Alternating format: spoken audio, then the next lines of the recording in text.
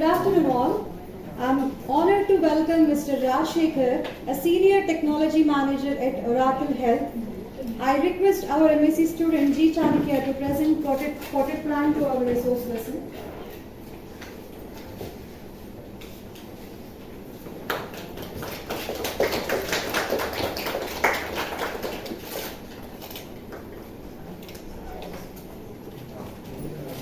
Mr. Rajasekhar has over 20 years of experience with expertise in areas like software engineering, data engineering, and technology management.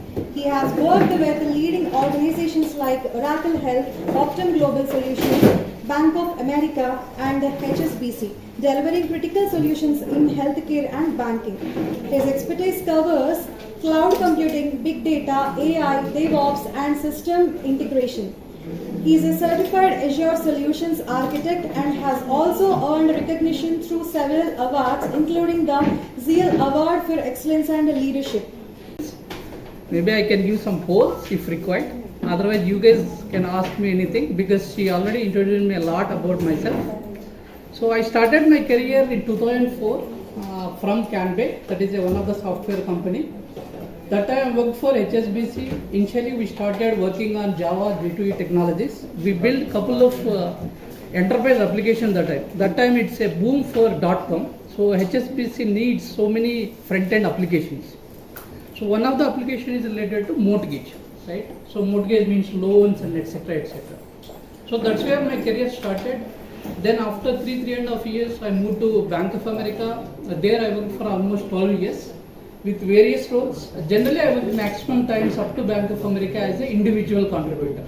That means every day I used to code and give some trainings for freshers whenever we onboard the freshers. So initially, I started onboarding Java J2E people. Then I got the opportunity to present a use case within the Bank of America. How can we reduce the fraud within the student section in the US, credit cards domain? So that's where I moved to the big data technologies. So in 2013-14, there is a buzzword called Hadoop and big data. So everywhere people used to, discuss about big data is going to change entire industry and all. But it changed a little bit, but not entire. Like it's going to replace the mainframes, etc. It didn't replace it, right? So later on, cloud came into the picture. Now every day, every organization is thinking about cloud. Now AI, right? So AI is going to replace cloud. Nothing is going to replace one each other. All are surviving parallelly. If you see it, still big data is there, still Java is there, still Python is there, still AI is there. Tomorrow something else will come, right? That is cloud. Not cloud. Quantum computing, right? People are already that buzzword is it's not that much easily reached to like layman hours, right? So slowly it will come over the period of time. Quantum computing also come into the market. That doesn't mean that it will replace all the things at a time, right? It won't replace it. So why I give brief introduction is these days everyone is thinking that AI is going to replace either software or whatnot, right? Especially education field or healthcare field, everyone is thinking that it's going to replace.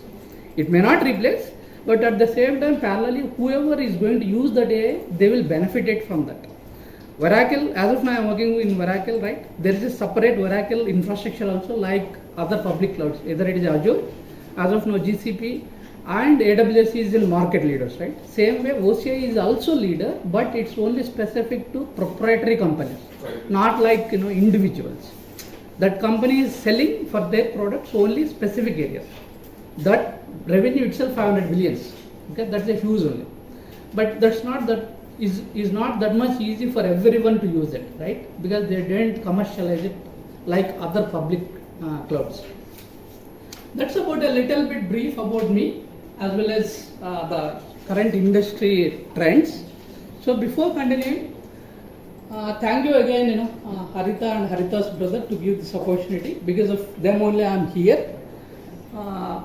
Before starting my presentation, today it's related to the cloud technology Unveiled. From fundamentals to the practical session, at the end, at least you will feel that today I learned something about a cloud, that is Azure, right? A same application, right, using different services in the Azure. How can we deploy in different ways? It may be a direct, just like an individual who is developing an application and deploying into the cloud. A small scale company who is able to accommodate only a little bit of money, their customer base also very less, right? How can they deploy their application using the cloud services? Say a little bit, big organization, they want scalability, availability, resiliency, so many things are there in the cloud, right? To achieve that one, say for example, this is a big infrastructure set up by this organization, right? Say tomorrow, if you want to scale this to the 1,000 institutions, is it possible in a day? 100% it's not possible, right? But it's possible through the cloud. How can I can show you an application, right? How can we deploy that type of infrastructure applications? Currently, it is running either it is our Amazon, app or Flipkart app or whatnot, right? So I will give a couple of examples wherever based on the slides going through, right? I try to correlate the stuff so that you all can understand, right, what's going on in the current market, at the same time how it is evolved. So when I started my career in 2004, we used to use Nokia mobiles, right? Now nowhere Nokia, because of why Nokia is not there. Simple thing is they didn't upgrade it. Okay, so market is keep on growing it or keep on coming up with something else. So whoever is going to capture that one, they can evolve as another leader in that market. Same way if you say it, BlueBerry, there is a one texting mobile will be there. In between 2010 to 2014, every company used to give for the employees for support people, so that they can use that mobile for support. So now that mobile is not there. Everywhere now smartphones came. 2014, when I worked for Bank of America, they don't even allow this mobile to the inside of the working place. We have to give it to the security people outside and write it down saying that my mobile number and my mobile backside of the sticker they will use to put. Then only they used to allow us into the inside work areas. Nowadays no one is caring about either I am going to take a screenshot of your data or I am going to take your application. No one is caring because of after 10 years, if they didn't still in that position, Bank of America will go away. Some other company will replace it. Today also same thing. We are at AI, right? So if AI we didn't learn it, then obviously someone will replace it. So with the AI also we have to travel it. So that's what I would like to explain about trending. Now coming to the specific to our presentation today, right?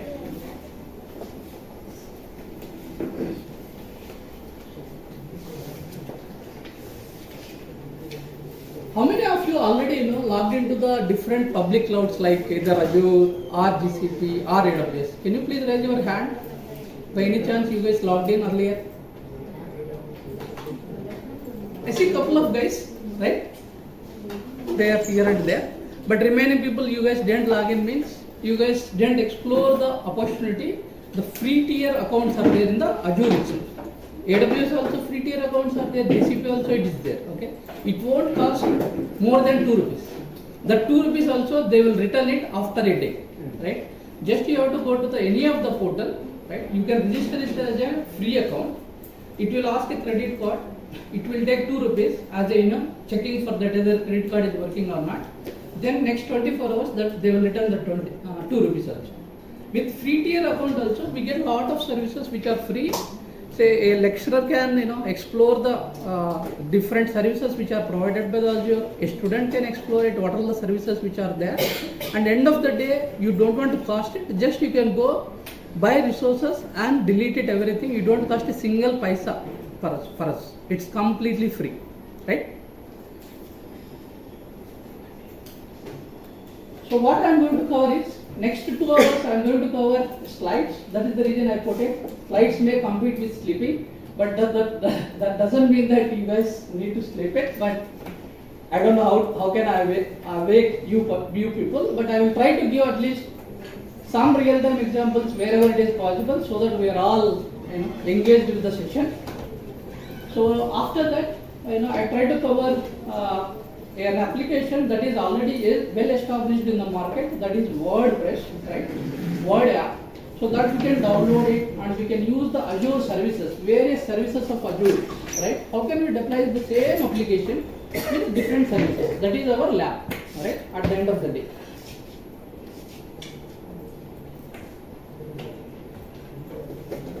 Okay. So already, so many companies established infrastructure, right? So why do we have to move to the cloud? Any one of you give a little bit, a small example which you can correlate to the why we need to use the cloud. It may be correct, may not be correct, that's fine, right? I am also a learner only. Like right now, I am at cloud. Actually, I am interested in learning in AI also. So I used to attend some sessions and learn. So, for example, Bhavans is developed, say, assume that an app for examination, conducting examination across the India. Don't think it about only the scope of Bhavans, right? So they built an application and they provisioned 200 servers and they deployed their application into those servers to serve entire India institutions for examination purpose. So suddenly assume that one day at 2 a.m., right? Or maybe, because we are in India, so assume that at 2 p.m., that suddenly spike is increased. Assume that currently it serves for 10 million customers, right? The surge is maybe, assume that 2 times or 3 times. Generally it won't happen education industry, but if you think it, a Flipkart or an Amazon or some other, suddenly you will come up with saying that Diwali festival going on, okay? Redmi is coming up with, say for example, today 6,000, maybe 8,000 with big offers, right? Currently I don't know, but in 2014, 2015, we need to keep on press it. Either, my chance will get that mobile later.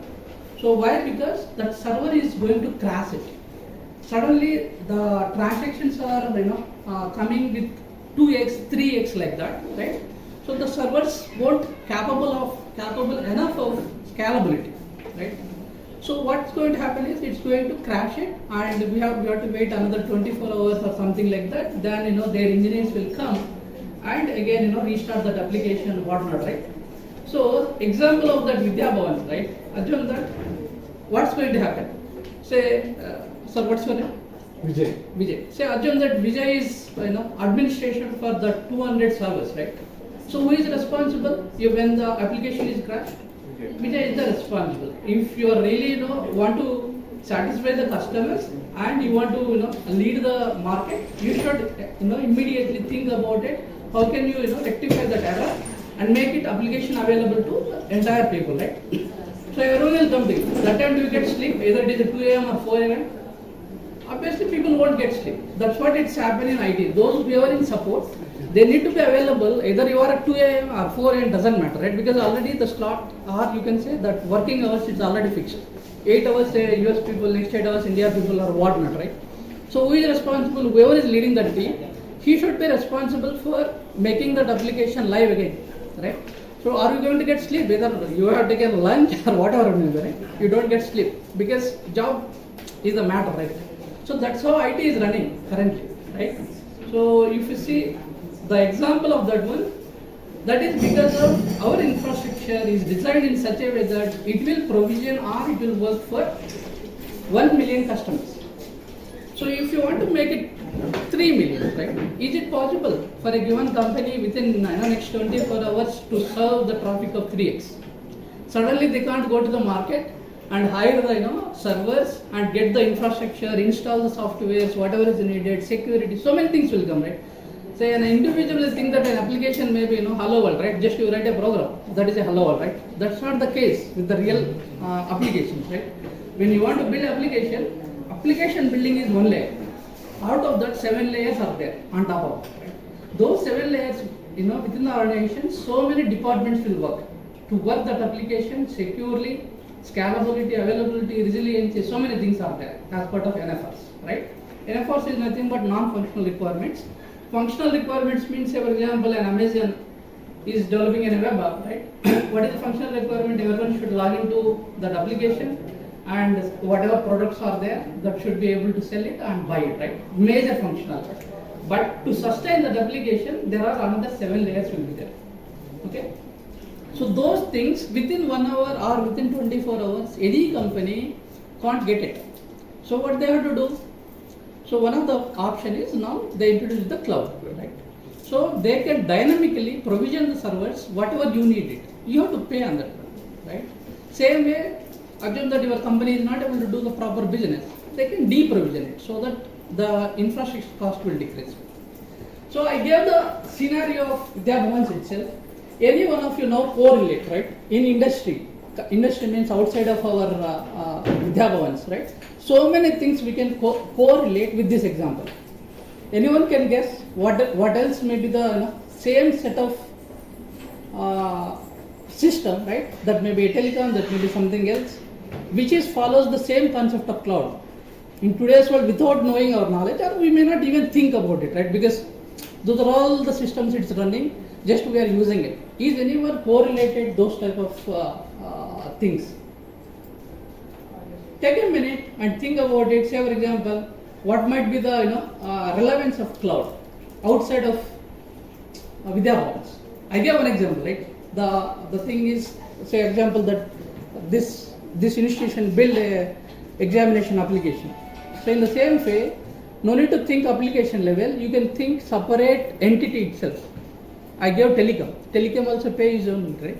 Hospitality. Insurance mainly. Insurance domain, banking.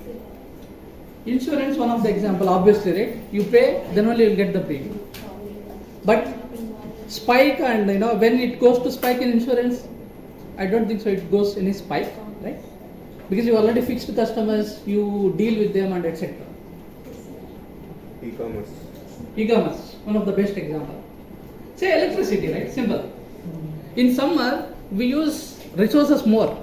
Maybe a AC, maybe a cooler, whatnot, right? Obviously, our electricity bill goes high a little bit, right? But when it comes to winter, same electricity only, but we don't use the resources, right? Obviously, we don't use AC, we don't use consumption is less. Obviously, our pay will go down. So pay as you use, right? That is the concept. Cloud is. That may be a telecom, that may be electricity. So many things are you can correlate it, right? Nowadays, ChatGPT is there, Gemini is there. So many things are there. You can just put an example saying that what other examples are there for cloud. It will give you a number of examples. And at the same time, I named it AI. That is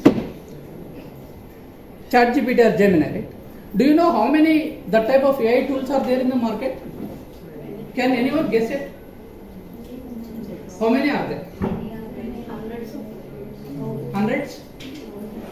Hundreds, it will go to lakhs also. Say it's 100 or 200 or 300 or 20 or 30. Can anyone guess it? So far 567 tools are there in the market. AI itself. So we are aware just because of, they are doing the marketing more. ChatGPT, Gemini, or recently Perplexity, right? But in the same way, there are 567 AI tools are there in the market. They are serving individual enterprises. It may not be, commercialized like these things, right? General things. So, like that, clouds also, so many clouds are there. Only Azure, GCP, and AWS, right? These three are more commercialized. That is the reason we are aware.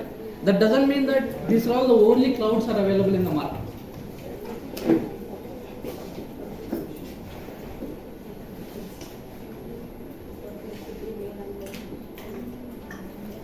I go through some of the definitions. Why? Because here lecturers are there. That is the intention. I would like to give some definitions. And also the evolution of this cloud technology, when it's happened, you guys can't even imagine. Myself also, when I started this research, right, for giving this session, when I go through, right, when it started this thought process. So I will give those examples slowly one by one, but you will get really surprised, right? How such a, almost 50-70 years back itself, how they thought about these things, right? They put it in the documentation also, Word and as well as PDF documents are there for that. So basically, one of the institute called NIST in US, they called it as a definition is on-demand network access to shared configurable resources. So that is one of the definition provided by one of the organization in US. Like that, so many people, individuals also, they come up with their own definitions when in 1960s itself. I will show you some of the slides. Now, this is introduction just. So, that's about a little bit, brief introduction as well as one of the definition. Now we will continue with remaining slides.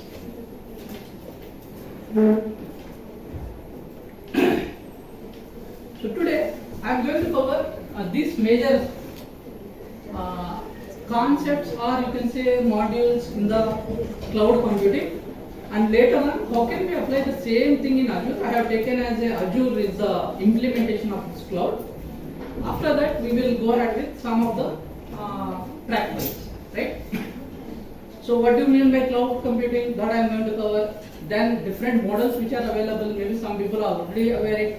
How many people are aware IAS, PAS, SAS? I think this is simple, I think, right? Yeah. So then how can we deploy the same application in various places? Either it is a public, what do you mean by private, what do you mean by hybrid, what do you mean by multi-cloud, right? Multi-cloud established maybe 2-3 years back only, earlier it is not there. So what all the benefits are there, at the same time what all the challenges are there by using the cloud? Some real world use cases, then how can we do some hands-on experience for today. Later on we will take some question and answers. This is same only I extended those who want to circulate this presentation so that they can use it this one as a detailed agenda. So this is what, right? Generally, when I started cloud, honestly, I didn't dig into when it started, who started, right? What's the thought process behind that and all. Our intention is how can we learn it, how can we implement it in applications. Basically, how can we get some monetary benefits, right? Whoever is coming up with the POCs in the companies, those will get benefited from either in terms of promotions or in terms of some monetary benefits. That's how people will move from one technology to another technology, as well as it will be interesting, right? If you are working, a mainframe technology is there last 50 years. Okay, some people still working in the mainframe. They may get bored, right? But still they will continue because of their luxury or their comfortness. They don't want to move it, right? But at the same time, if you see some people, they keep on moving it. Okay, so that's the reason I thought of a little bit exploring it, right? When it's initially the thought process is started, right? If you say the evolution of cloud technology and the origins and influences, visionaries who imagined the cloud in 1961. I don't know how many people, in 1961 in India, they know about computer, not even cloud, leave it cloud, right? Computer itself, as per my knowledge, India it maybe started 1990s, maybe 2000, it's become boom, right? So in 1961, John McCarthy, one of the AI pioneers, he mentioned in one of his books saying that one day computing may be someday be organized as a public utility, right? Just as the telephone system. That time maybe telephone is already there in US. Maybe they are using it, by paying incoming call or outgoing call. But in India maybe it started later. But that time itself, he imagined saying that okay, one day computing also is going to be like this. See, such a thought process, if you want to come, that should come from my belief is that should come from the colleges or before schooling or whatnot, right? So as a lecturer, I don't take it anything as a negative or anything, right? I am not that much great person or anything. Just what I am trying to say is, we have to give the process to the thought process to the students, right? How can they imagine 1961 saying that a computing will be like a telephone system, right? After say 1961 it started, I think in 1999, first SAS application is which is cloud based. Means after 30 or 40 years, it became the real. So that's one example. I really inspired that thought process itself. Another one is Leonardo. He mentioned that in one of the ARPA net means it's some research institute again in the US. So he mentioned that we'll probably see the spread of a computer utilities, right? So what do you mean by computer utilities is initially the computer means a set of things which needs to be run is it assembled into one thing, right? But you think that this utilities, you need a CPU, I will give it. You need a RAM, I will give it. You need something else, I will give it. Like that he imagined. So one day that's going to happen.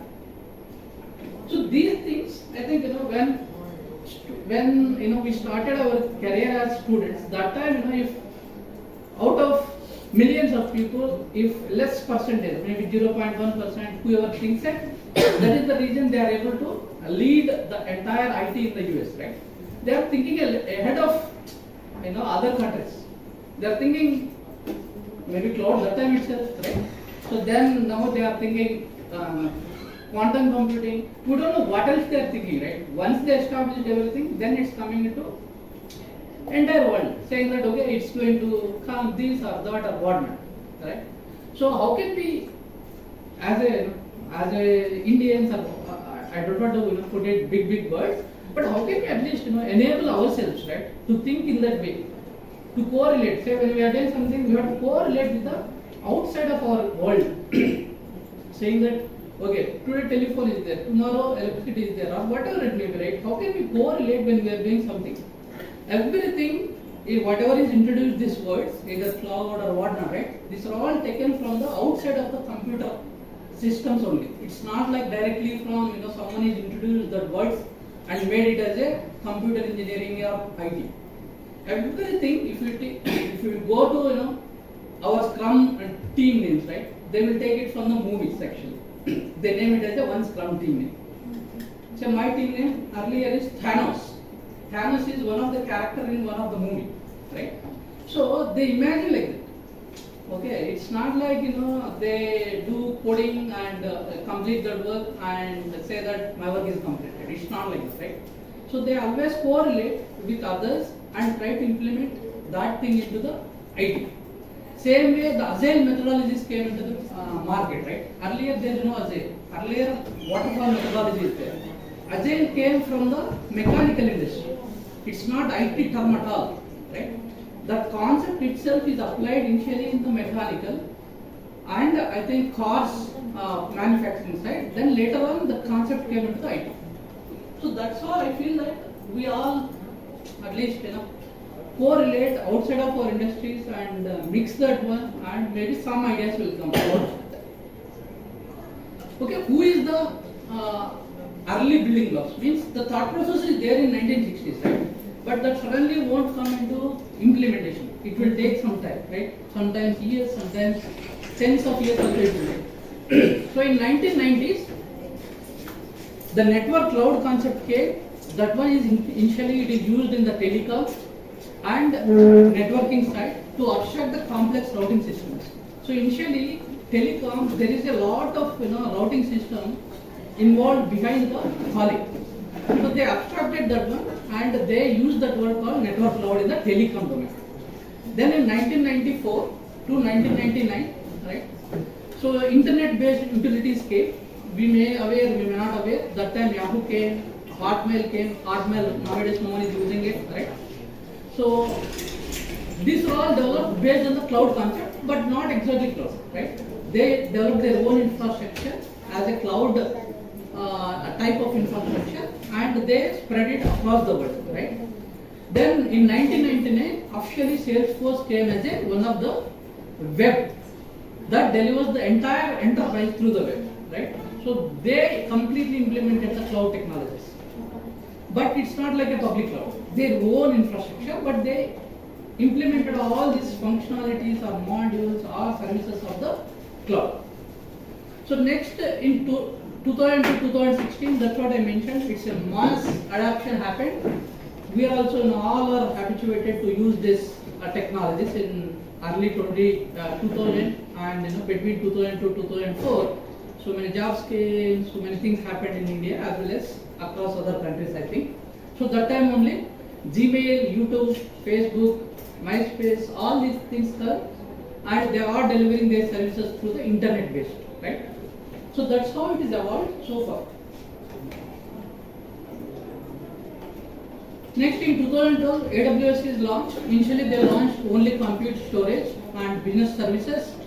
In 2006, they launched the EC2, that is the infrastructure, any virtual machine, anyone can use it. Then slowly, they come up with the on-demand virtual machines. Then browser-based enterprise, that means just you go to AWS and you can buy whatever you wanted, right? Say I wanted Windows 11, I don't need to pay like 60,000 or 70,000, right? Just I can pay in a VM and I can use it. Then in 2009, Google came, and after that I think 2013, Azure came. I think 2017, something like that, OCI came, right? Slowly, it's increased the public clouds. So the next one is just I would like to highlight how it started from 1960s to 2010s, right? So when they started initially, someone mentioned that is a utility computing in 1960s. In 1990s, they mentioned that cloud in networking. In 1999, Salesforce is come up with the SaaS, that is a software as a service.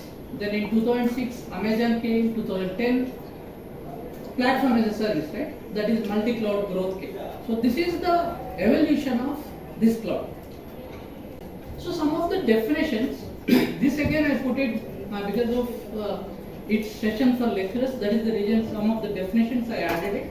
Otherwise, if it is a student, you may no need to remember these definitions or no need to share with anyone. So as a student, your focus should be how can you implement an application using the cloud services, right? So Gartner is one of the sites. Generally, there they used to publish all the white papers and everything. Anyone can explore to Gartner. Say for example, 10 years after 10 years, what's going to come? First, they will come up with a white paper. Means the thought process they will put it. Slowly that will be coming into the existence, right? After tens of years. Sometimes it may come early also. Sometimes it takes some time. So Gartner mentioned in 2008 a style of computing in which scalable and elastic IT-enabled capabilities are delivered as a service to external customers using internet technologies. That's what remaining clouds are taken that as a definition and started their implementation. And Forrester research says that a standardized IT capability like services, software infrastructure delivered via internet technologies in pay per use or self-service way. So that's what so far we discussed, right? So these things they put it in their definitions. That's how this cloud is established. This is what I covered. NIST is one of the organization. They come up with some other definition. You guys can read it out, right? Basically, a model for enabling ubiquitous, convenient, on-demand network access to a shared pool of configurable computer resources. That resources we will cover it later. What all the resources are there? Then concise definition. Later on, clubbed everything and becoming it as this is the standard definition now. Cloud computing is a specialized form of distributed computing that enables remote provisioning of scalable measured resources. Captures the essence of on-demand, remote and measured use.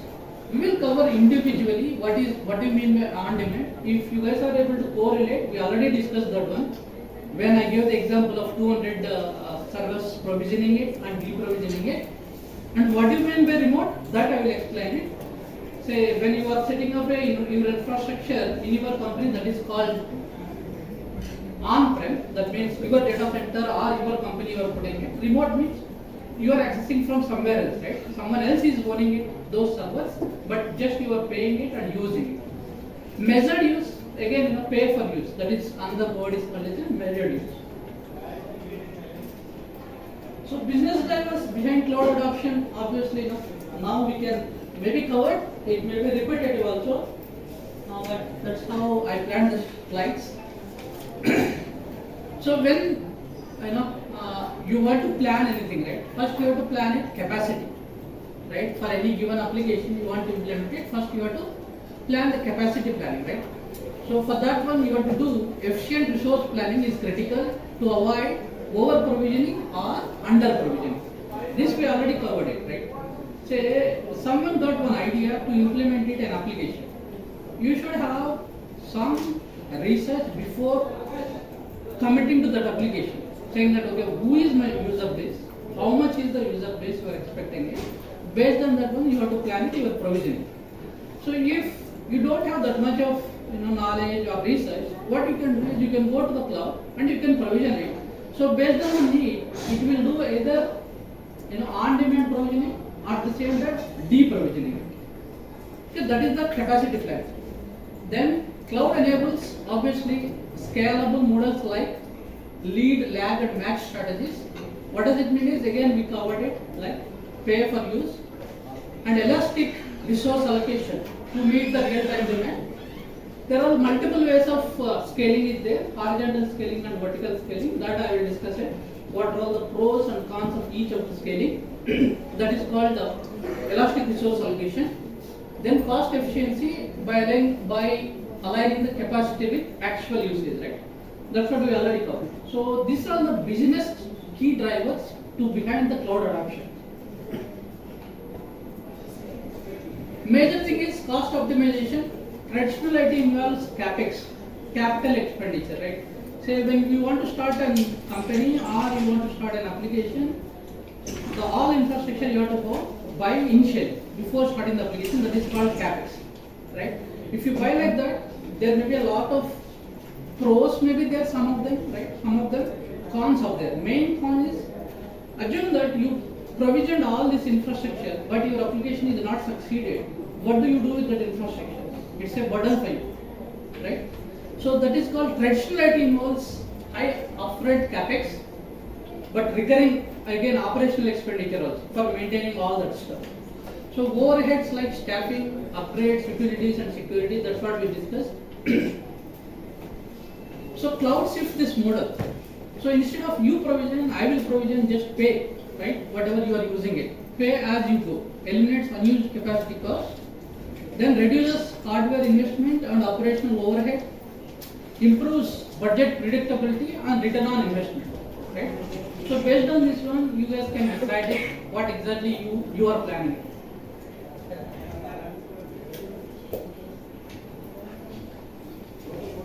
So agility, I introduced this word, agile teams or agility, the concept is same.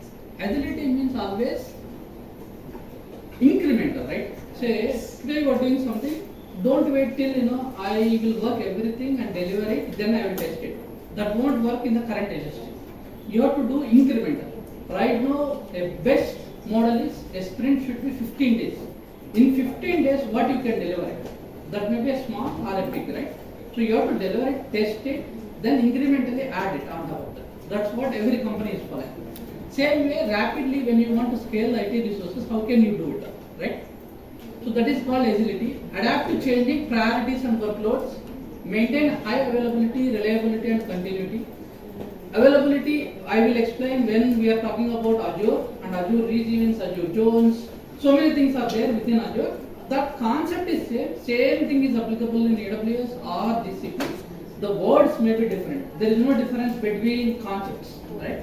How I can implement that concept is my individual choice, but concept is. So cloud empowers agility through on-demand scalability, resilience and failover capabilities. Faster time to market for digital initiatives. I gave all the examples already this one. This is like again repeating in the slides. So summary. So far we covered cloud computing emerged as a strategic response to inefficiencies in traditional IT infrastructure, need for cost-effective scaling and performance, business pressure for rapid adoption and innovation. That's how this cloud is adopted by different key business drivers.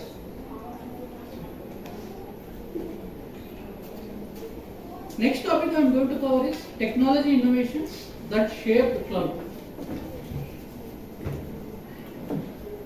So this is maybe not relevant directly to our session, but just I would like to give a little bit how internal cloud is implemented, right?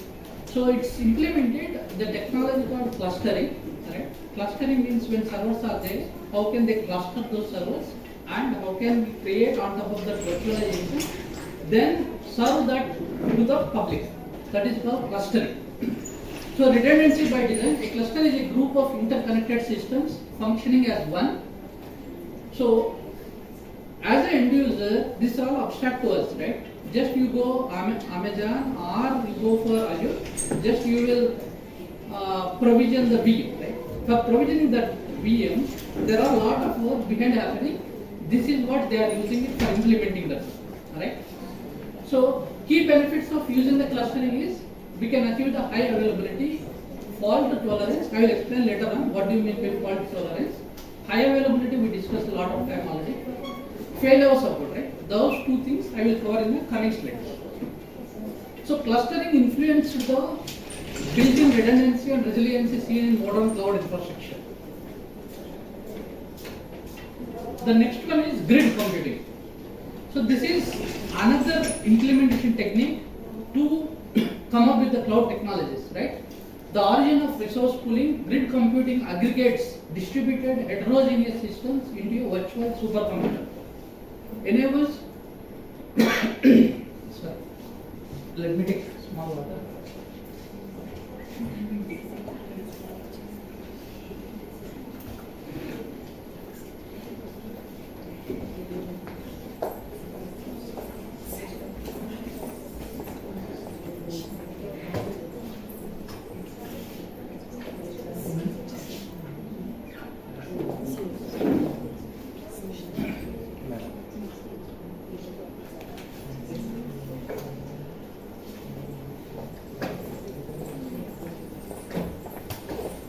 Guys, whenever you feel need a little bit break, feel free to take the break so that we can continue.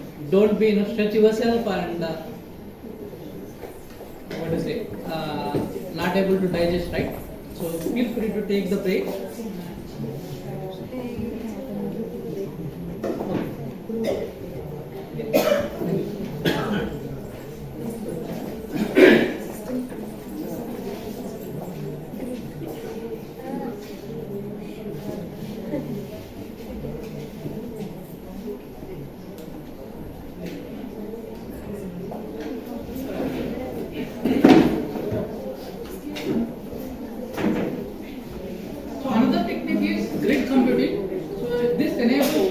Resource pooling.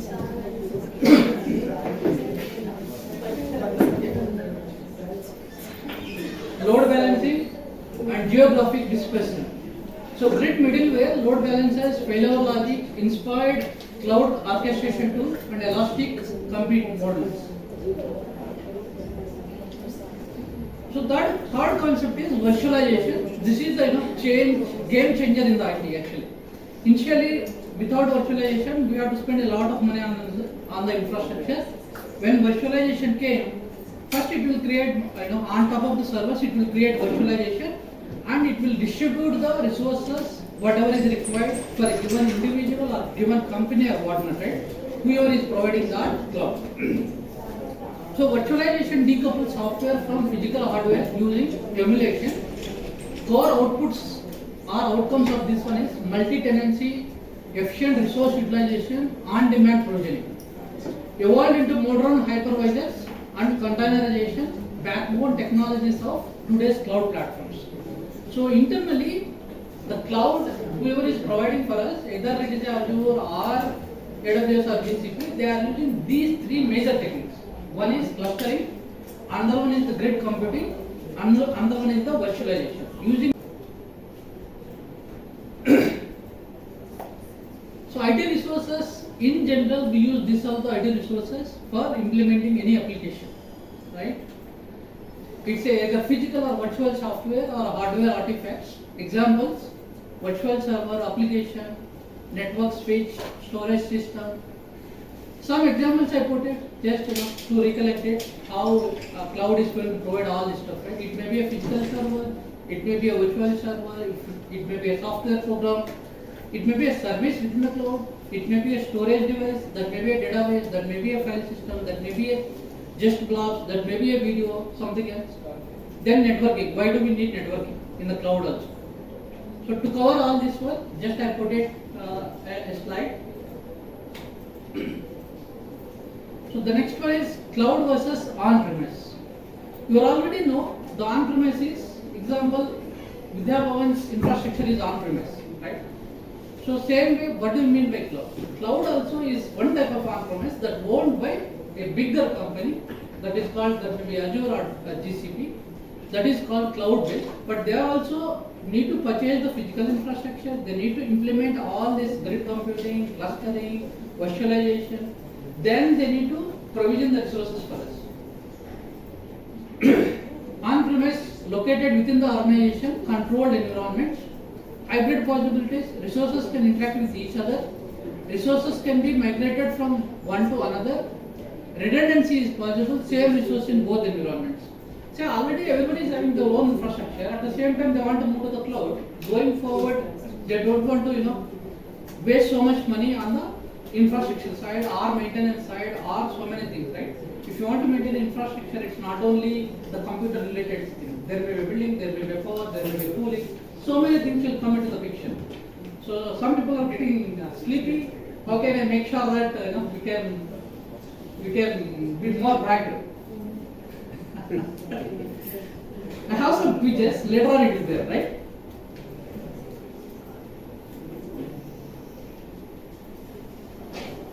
Some of the cloud roles.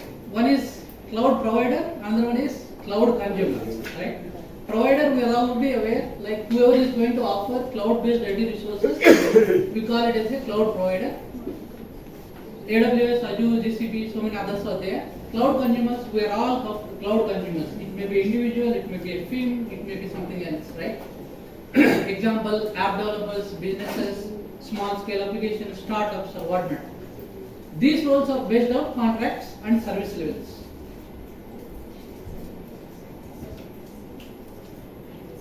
A core cloud capability is ability of IT resources to handle variable demand. Two main types. Right? This is what I covered earlier slides, that is horizontal scaling and vertical scaling. We call it that as a scale out and scale in, and scale up or scale down. So horizontal scaling, right? So what do you mean by horizontal scaling? So when there is a demand, assume that 200 provision servers we provisioned it, now our traffic went by 2x or 3x, right? That time how can we add the servers to serve the traffic without disrupting or downgrading our application, right? With the downtime limitation, if you want to do it, you have to use the horizontal scaling. That means they will add the servers on the lower level, right? If demand is there, say for example, when you started your initial planning, there is 1x, right? So after some time, the traffic is increased to 2x. So it will supply same set of infrastructure as a horizontal, that it's abstract for us. So that is called horizontal scaling. Same way, it's based on 3x, 4x or whatnot, right? So that's how horizontal scaling will help to serve our demand. The next one is vertical scaling. So this one is having some drawbacks, right? So replacing an IT resource with one of higher or lower capacity, more powerful hardware, less powerful, cost-effective option, less use due to downtime concerns. Assume that we purchased 100 cores and 1 terabyte of server, right? So vertical scaling is nothing but you want to increase it to your 2x. So initially if it is 100 cores, now you want to increase it to 200 cores, as well as if it is a 1 terabyte, you want to increase it to 2 terabytes. One thing is you have to purchase that big infrastructure, and that time whatever applications are installed on that one, you have to replace those applications into the new infrastructure. That time there is a downtime for our application, right? That is called downtime concerns are there when you choose the vertical scaling. So generally this vertical scaling is implemented in on-premises, not on the cloud side. Because of we are having initial 200 provision servers. Later on, if you want to increase it to 400, then you have to do the virtualization on 400 and implement all our remaining stuff, and finally implement the application. That is the reason vertical scaling is not suggested for any of the application scalability.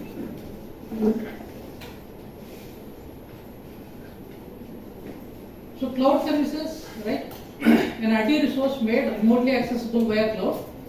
So that means there are two ways, like internet based and actually private cloud based. That means the cloud concept will be implemented within our IT premises, or you can choose same cloud services through the internet. So that is called cloud service. Not all resources in cloud are available for remote access. Example, internal only databases. Some databases we can't access it within the cloud also.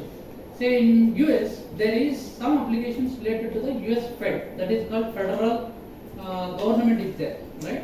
So they designed only for those regions or tenancy only. So only those people will be accessed through the remote. We can't access it. Same way China is having their own clouds. So we can't access it that one. That we call it as a, it's not possible to access to everyone, right? That I will cover in detail in later later slides. Cloud services can include web-based applications, remote admin interfaces, APIs and development environments.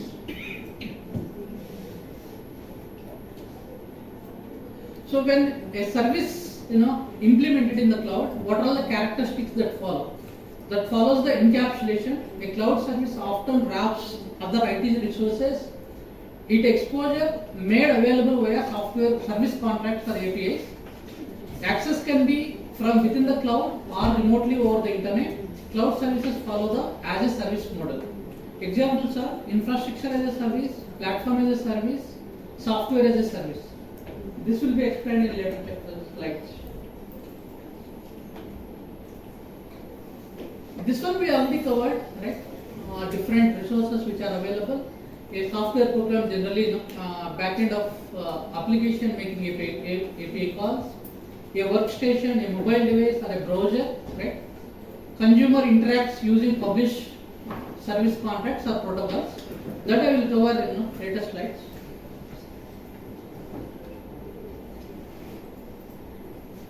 Okay, so this is a little bit brief. Currently, where all domains we are using the cloud, right? This is what I try to put it in the initial slide. Real world examples, right? Say in banking currently HDFC is on Azure. At the same time, in education, Byju's is using the AWS. Government Aadhaar, UIDI cloud infra. Do you guys aware what do you mean by UIDIA cloud infra? Can anyone correlate now? This is a quiz, you can say that. Say Azure, AWS, everyone is aware, right? So what is UIDIA cloud infra? That may be proprietary cloud. Yeah, it's a private cloud actually. They implemented the cloud concepts in the UIDIA cloud infra. They named it as a UIDIA cloud infra, right? That will support everything like automatic scalability, availability, whatnot, right? Whatever cloud concepts are there, that is implemented by our Indian government for other applications. So the next one is some of the services. Just I put it examples. Web app accesses cloud-based databases via REST API. If you know the REST API, you can connect to any database. Admin uses the web console to configure the cloud infrastructure. Say in the cloud also again, they introduce cloud admin. They can provision it whatever you need it, or a developer also can provision it. So IoT devices sends data to the cloud analytics service. So these are all different services which can use in the cloud. So all are cloud service consumers during interaction.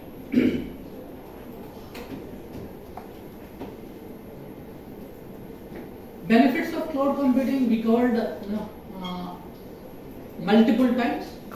One is cost, scalability, availability, reliability. If anyone is having any question, please feel free to ask. I can explain one more time about these benefits. And reduced investments and proportional costs. This also we covered as part of capex and opex, right? How it is benefited in reducing the investments as well as proportional costs about that, right? So one of the example is using 100 servers for 1 hour, right? Say your need is only for 1 hour 100 servers. If you purchase 100 servers, that is a huge cost for any company, right? To provision those 100 servers. After 1 hour, what you are going to do? So there is no point in using the on-prem infrastructure. So that is one of the examples for that. So increased scalability we already covered, but some of the benefits I will read it out. So dynamically scale resources based on the real-time demand that we covered. Add or remove storage, compute or bandwidth as needed. Supports unpredictable demand, that also we covered. Avoid loss of business due to capacity limits. Can anyone give how this is beneficial or how this is increased scalability? Avoid loss of business due to capacity limits. How can you lose the business if it is not scalable? One example of this. Assume that you are trying to get your mobile iPhone online. So suddenly that system goes down. Say you are trying to purchase through the Flipkart, right? Obviously what you do? You will go for Amazon or somewhere where it is obviously you are going to lose the business. So if you experience the same multiple times, right, you feel that okay, Flipkart is not doing good. Why I have to log in into that one? Like that, so many online e-commerce sites may be closed. We may not even know it. That is the reason the scalability is very important. That can be achieved through the cloud.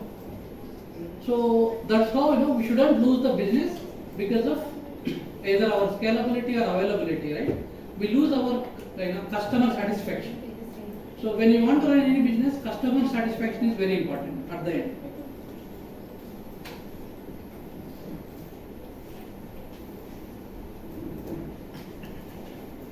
So this we already covered, right? Increased availability and reliability. Generally, what do you mean by when you are able to provision horizontal scaling, you will get the 99.99% uptime. That means your system never go down. That increases the customer satisfaction, obviously. So the next one is something. Always review cloud providers SLAs before actual availability guarantees. What does it mean is some people say that 12 nines, 11 nines, 99.99999, right? Really it will happen? It may not happen. So you have to check your SLA and you have to, whenever you are doing the contract, exactly you have to understand it, then go for that agreements. That's what the tip.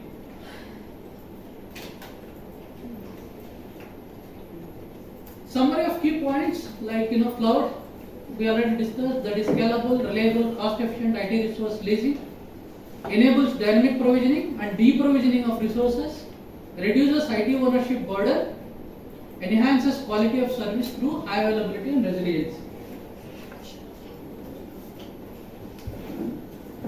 This is very important, right? So far we covered all pros only, right? So the benefits and some of the usages, whatnot, right? We covered. But what all the risks are there, right? If you use the cloud. So some of them are basically security vulnerabilities. Say, if you put your entire data into the cloud, there may be a chance, right? It may not be 100% true. There may be a chance they can use the data for their own analytical purpose and they can come up with or overcome your business. Assume that Azure is internally doing some analytics on your data. So who can be the responsible for that purpose? So that is the reason Azure is guaranteeing in the SLA saying that no one is having access for your data. Right? But how can we believe it? What options are there? Saying that my data is not accessing by anyone else. So that concept we will cover it. That is one of the risks, right? So that is the reason in the banking sector, healthcare sector, currently also not all the divisions within that banking is not in cloud. Only specific divisions which are not important, those only are in cloud. Remaining are still in their own data premises, on premises. So reduced governance control. Same thing related to the accessing, right? We don't know. They say that RBAC is there, data encryption is there, data at rest is there. So many things they will provide as a cloud. But how can we guarantee that we are having the governance with us when we are provisioning the cloud? So that is one of the risks. Another one is limited portability. Means, say today, assume that there is a monopoly. Currently not Jio, say Reliance is monopoly in India, right? What they will do is they will kill other startups or other same business who are doing it. Initially they give that, okay, free or less cost, right? 1,000 rupees you will get it, 1000 GB or whatnot. Once they become monopoly, then it's very problem to do the portability. That means switching from one company to another company. So US is having strict guidelines for any company that didn't kill other business. So they can go to the port, they can find it. There are so many things are happening if you go to the internet, right? You can figure it out. Recently, Alan has also filed a complaint on Solvent on chat OpenAI, right? Why? Because they are killing their businesses. So that is called limited portability, right? As of now, if current cloud markets are only three, that is Azure, AWS, and GCP. Say if they are monopoly, today they say that okay, first 3 years you are going to get a resource for say from $1, right? After 3 years, if suddenly increase it to $5, you don't have other option to do the port. So simply you have to pay. So that's the reason limited portability is there. And some legal and compliance concerns also there. If it is a government data, how can we deal it? Right? That is the reason China is not allowing these clouds directly into, in India how it is allowing it. Right? They are having their own controls. They have to install these cloud concepts in their servers, and they will get summoned. That's how China is implementing.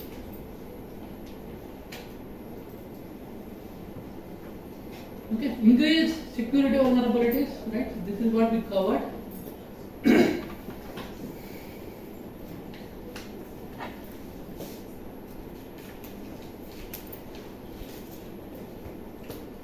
Here just I would like to cover the last point, right? Risk of malicious tenants on multi-tenant setups. What do you mean by this? Is anyone able to guess it? What do you mean by multi-tenancy and what do you mean by malicious tenant? Assume that our company as well as some of the, do you have any inputs? Would you like? Yes, sir. Multi-tenant environment is where in the cloud everyone is going to store the data. So someone's data may be stolen by other tenant who is saving their own data. Yeah. So Say for example, they are provisioning for us one tenant as well as they are provisioning for other company. That tenancy may be malicious, right? He may be introduced some malicious code in the code. So how can we make sure that our tenant is secure? Right? So that is the reason there is a risk of multi-tenancy when you are using the malicious tenants. So they may introduce the same malicious to our tenant also. So who is the responsible? So we should have that control and governance with us also.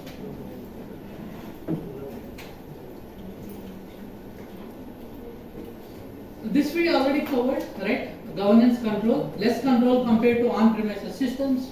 Obviously on-premises center is with us, right? Either it is a networking or perimeters or firewalls or VPNs, everything we only purchase or we only install it, right? So here it's not like that. We have to choose it. Then provider determines update cycles, backups, etc. Access, what does it mean, right? Means they are using, say, assume that they are using currently a Linux system. So when they are going to patch it, it depends on their cycle. It's not dependent on ours, right? We can't choose it, right? I want to immediately patch it. So that's one of the drawbacks.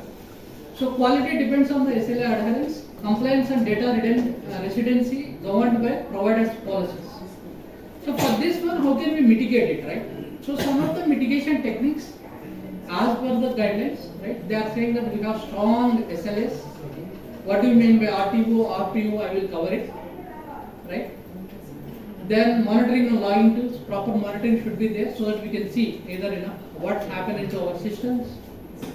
And regular audits and compliance checks means there are already automation tools are there for doing the audits as well as checks also.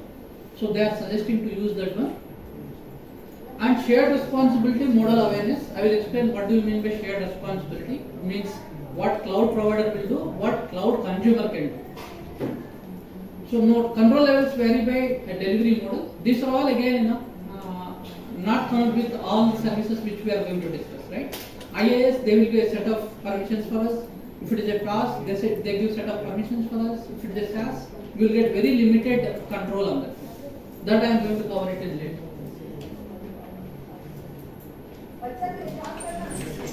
This one we discussed about portability. She gave one example, that is also part of portability too. Multi-regional compliance and legal issues. Okay, this is one of the important example. The GDPR is related to the banking sector, right? They are having their own set of rules. So the GDPR should be implemented in the cloud. If it is a healthcare, there is a HIPAA rules that should be implemented. Same way there is a Patriot Act for the US people. So that is the reason legal risk always be there in the cloud. So in example, UK citizens data should be there within the UK. They don't want to put their data into Indian data centers. So that's restrictions are there. That is the reason cloud come up with multiple data centers and they are implementing on their countries and their regions also.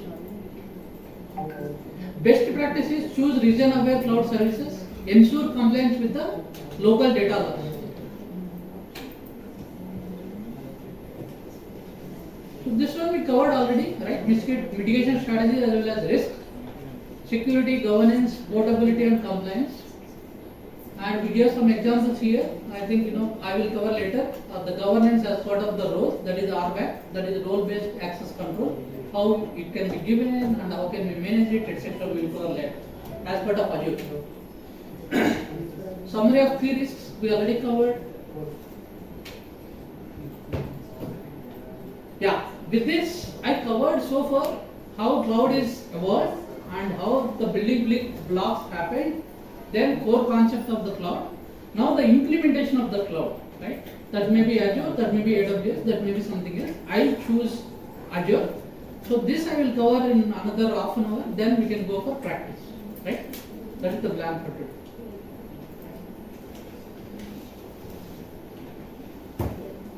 What's the plan? Next 15 minutes shall I cover Azure?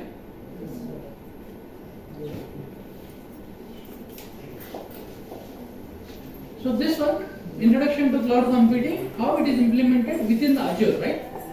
So they are having defined cloud models, introducing. This is what we discussed: private, public, and hybrid.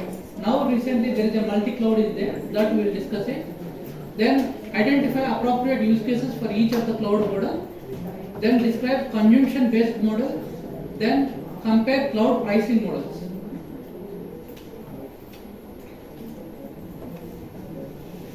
So delivery of computer services within the internet, right? Over the internet. What are the things we can deliver it?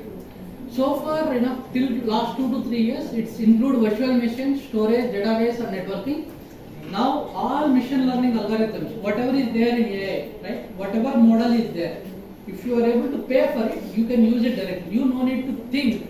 Either I am aware machine learning, I am aware that algorithm which will produce a statistical regression or any other model, right? If you are having the idea that should solve with this algorithm, then AI, either Azure or AWS or whoever it may be, they will provide those algorithms for you. Just you have to provision it, use it, right? So you can, that also they implemented artificial intelligence also there in the cloud. So no limited physical data center infrastructure. That's what we discussed earlier.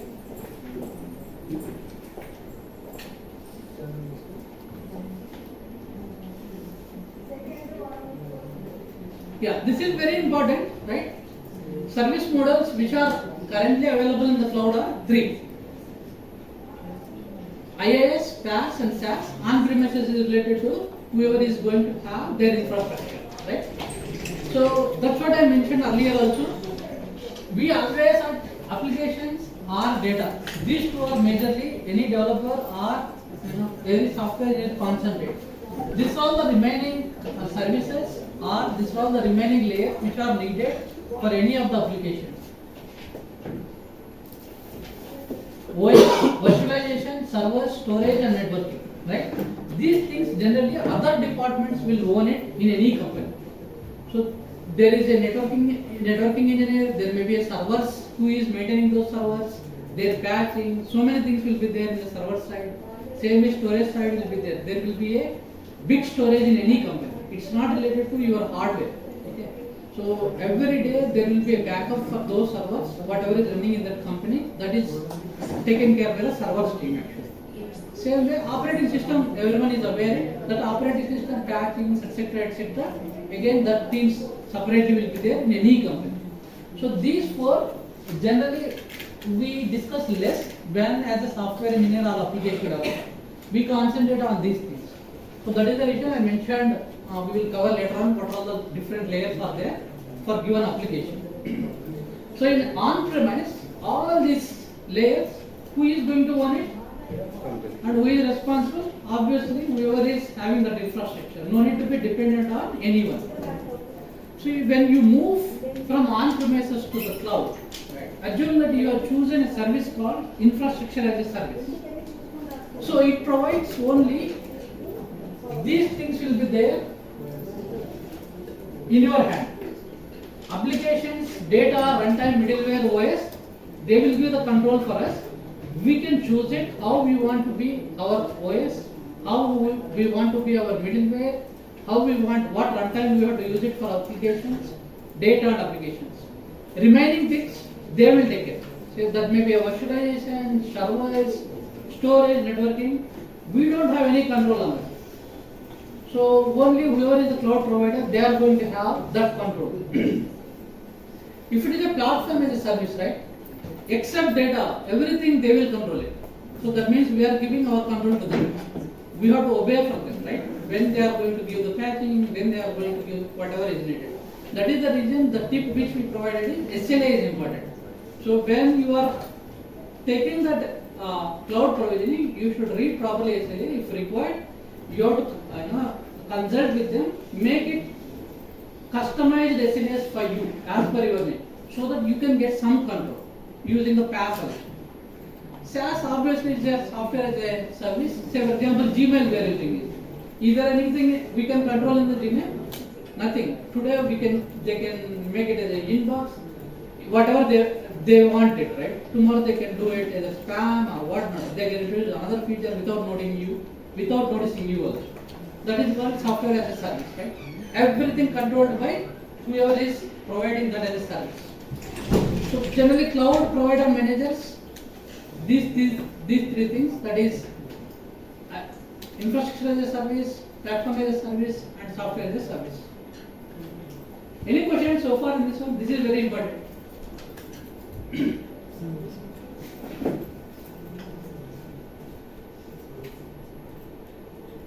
So this one, I covered a little bit more detail, like responsibility wise, as well as responsibility always is retained by the customer.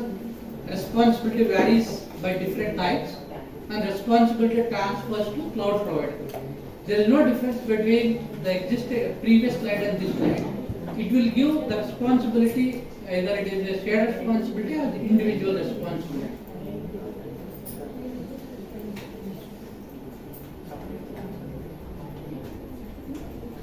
The next topic is cloud models. This is one of the important ones.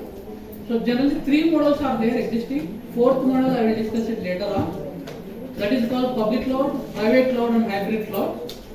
So if it is a public cloud, there is no cloud expenditures to scale up, and applications can be quickly provisioned and deprovisioned. Organizations pay only for what they use it. Organizations don't have complete control over resources and security. Private cloud, organizations have complete control over resources and security. Data is not collected with other organizations' data. Hardware must be purchased for startup and maintenance. Organizations are responsible for hardware and maintenance for updates. If it is a hybrid cloud, provides the most flexibility. Organizations determine where to run their applications. That's what I gave the example related to the banking, where there is a crucial data or important data, they are running on their data premises. Where there is not important data, that data they are implementing into the cloud for cost benefits. Organizations determine where to run their applications. Organizations control security, compliance, and legal requirements. This one is, maybe established 2 to 3 years back. Earlier, multi-cloud is not that much famous, and they didn't try it also, the organizations. Now recently they are trying to avoid the monopoly. Say for example, I tied up with a Google GCP, right? So they may do monopoly. So if Google also aware it, these guys are tied up with not only me, with Azure, they can't do any monopoly. That is the reason multi-cloud model came to the existence, right? Use multiple public cloud providers. Organizations may leverage unique features from different providers. Start with one provider, then migrate to another. Key challenge: manage resources and security across 2 or more cloud environments. Basically, to overcome this one, other frameworks came into the market. Either it is a Terraform or something else. Same code you can use it across the clouds. Say if you want to provision it as EVM, there may be some code in the Terraform. The same code can be applied either AWS or Azure or GCP or OCI, wherever it is. Internally, Terraform will take care of it. But earlier, these all the challenges are there for with multi-cloud.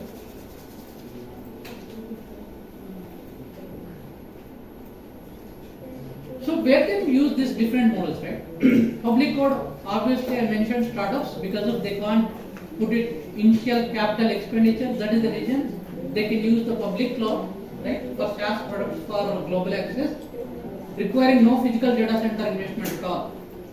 So private cloud, obviously I discussed, the banks with regulatory mandates hosting sensitive workloads on dedicated hardware, so they can choose the private cloud. Hybrid cloud, say retailers syncing inventory across local and cloud apps, keeping sensitive data in-house, and at the same time using public cloud for spikes. So that is not only retailers, we can use it banking, you can use it for healthcare, other domains also have hybrid cloud. Multi-cloud, multinational firms using AWS for ERP, Azure for analytics, Google for AI, maximizing redundancy and features. Assume that your team research did it saying that Azure is doing the best in analytics, Google is doing best in AI, right? Same way AWS is doing best in AI. So based on your research, you can choose multi-cloud. So based on your research teams, whatever you choose it, that service from that provider instead of taking all the services from the same provider. So that is also one of the benefits from multi-cloud. I think this we called multiple times. Same way this is implemented in Azure too, right? So what does Azure offer? Obviously, there is no limitation on the innovation side because they are building every day new services for us. If you pay, you can use it. So build intelligent apps and solutions with advanced technologies, tools and services to take your business to the next level. Seamlessly unify your technology to simplify platform management and to deliver innovations efficiently and securely on a trusted world. It's not only Azure, same, that limitless innovation is applicable to the AWS as well as GCP.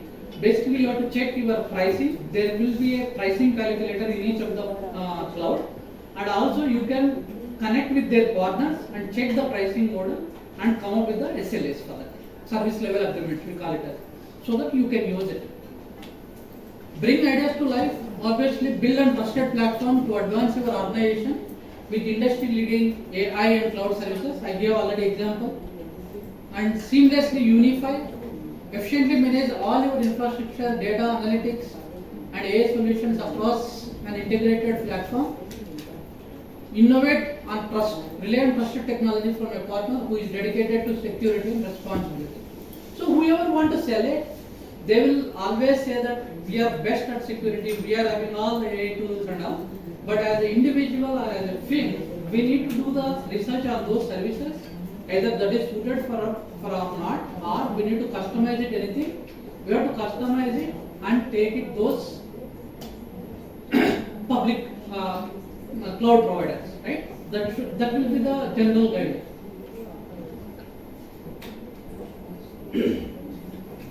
So if you want to choose Azure, basically you should have the Azure account. That account may be an individual account, that may be a firm-wise account, right? You can choose anything.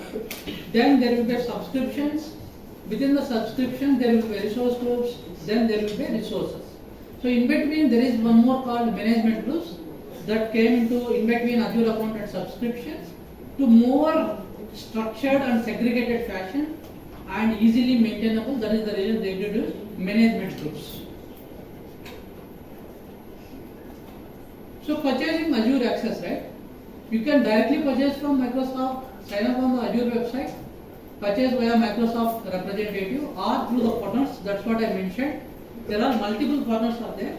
They will give some benefits because of they are already having the tie-up with Azure.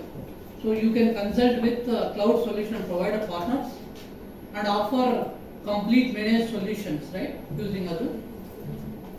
This is what I mentioned. For us, Azure free account is the best choice to do initial research or any this type of sessions.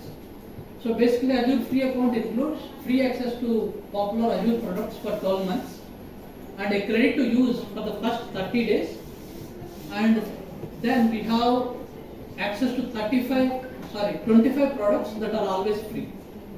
So you all can create Azure account by providing the credit card. It will take 2 rupees to check your credit card. That will be returned in 24 hours. You can use all these services as per it's mentioned here. and you can explore it. Okay, just I put couple of features. Actually, some features I already covered. Can anyone tell me which of these is not a direct benefit of cloud computing?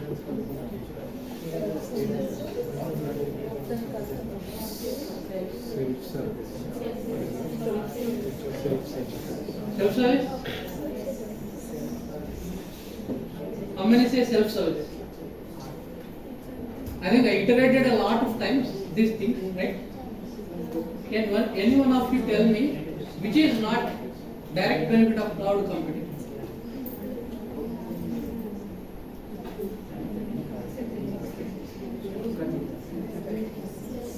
Upfront capital, right? Yes, sir. Capital expenditure we need to provide if you choose the cloud. Otherwise, remaining all things, elasticity, that is a self-service, right? You can go and you can provision it whatever you want. Agility we discussed a lot of things.